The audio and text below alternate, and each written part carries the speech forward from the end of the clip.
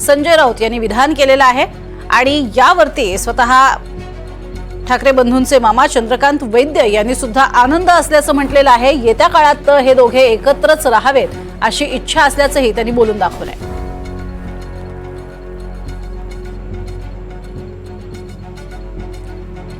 तर मनसेचे प्रकाश महाजन यांच्याशी याच संदर्भात बातचीत केलेली आहे आमचे प्रतिनिधी मोहसिन शेख यांनी। ठाकरे बंधू एकत्र येणार अशी चर्चा सुरू होती, मात्र आता या दोन्ही ठाकरे बंधूंचा एकत्र मोर्चा निघणार अशा बातम्या येतात। यावर बोलण्यासाठी माझ्यासोबत प्रकाश महाजन आहे। चर्चा होती ठाकरे बंधू एकत्र येतील, कशी येतील माहित नव्हतं, पण ही सुरुवात आहे एकत्र मोर्चाची। नक्कीच मराठी माणसासाठी ही सुरुवात आहे असं समजायला हरकत नाही। मराठी भाषा, मराठी संस्कृती, मराठी माणसाचे हक्क, त्याच्यावर होणाऱ्या अन्यायाविरुद्ध हे पहिलं पाऊल आहे असं मला वाटतं। त्यांनी अनेकदा बोलून दाखवलं की हे महाराष्ट्रासाठी गरजेचं आहे। दोन्ही बंधू एकत्र आले तर मराठी माणसाला, म्हणजे ज्या मुद्द्यावरून आले, हिंदीच्या मुद्द्यावरून एकत्र आले, मराठी माणसासाठी एकत्र येणं कितपत म्हणजे फायद्याचं राहील? मी एक सामान्य मराठी माणूस आहे, राज ठाकरेचा एक सामान्य प्रवक्ता आहे, पण नियतीनं जर ठरवलं असेल त्याला कोणी रोखू शकणार नाही। महाराष्ट्रात बऱ्याच जणाला आज मरणाची गरज पडेल, कारण मराठी भाषेसाठी हिंदीच्या सक्तीविरुद्ध हे एकत्र येणं मला वाटतं हे अत्यंत स्वागतार्ह आहे। कोणत्याही गोष्टीला पूर्ण होण्यासाठी एक सुरुवात लागतं, पहिला टप्पा लागतो। मोर्चाचं निमित्त आहे, पण एकत्र येण्याची ही पहिली पायरी आपण समजायला पाहिजे।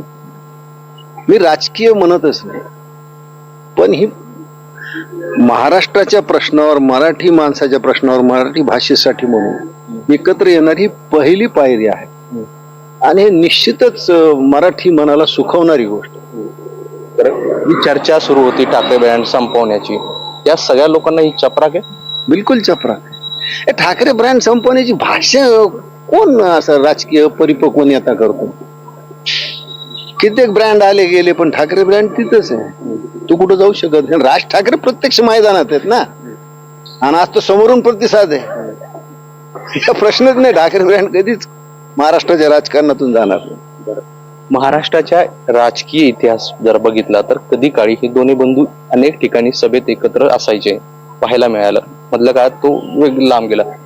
भविष्यात हा क्षण पूर्ण शिवसैनिकांना, मन सैनिकांना आणि महाराष्ट्राला पाहायला मिळू शकतो? हे स्वप्न पाहायला हरकत नाही। आज तर त्याच्या दृष्टीने पहिलं पाऊल पडलंय, भविष्यात असं होऊ शकतं आणि असं व्हावं हीच ईश्वराजवळ माझी प्रार्थना आहे। अगदी माझ्यासारख्या सामान्य माणसाची प्रार्थना जर ईश्वरानं ऐकली तर खूप बरं होईल। जे राज्याच्या, महाराष्ट्राच्या मनात होतं ते पाऊल पडतंय? हो, नक्कीच पड, नक्कीच नक्की। ते प्रकाश महाजन, आणि ज्या पद्धतीने कधी काळी राज ठाकरे, उद्धव ठाकरे एकत्र ज्या सभा शिवसेनेत महाराष्ट्राने पाहिलंय, ते स्वप्न पाहण्यात काही हरकत नाही असं त्यांनी म्हटलं आहे। व्हिडिओ जर्नलिस्ट कपिल जाधवसह मोहसिन शेख, NDTV, छत्रपती संभाजीनगर।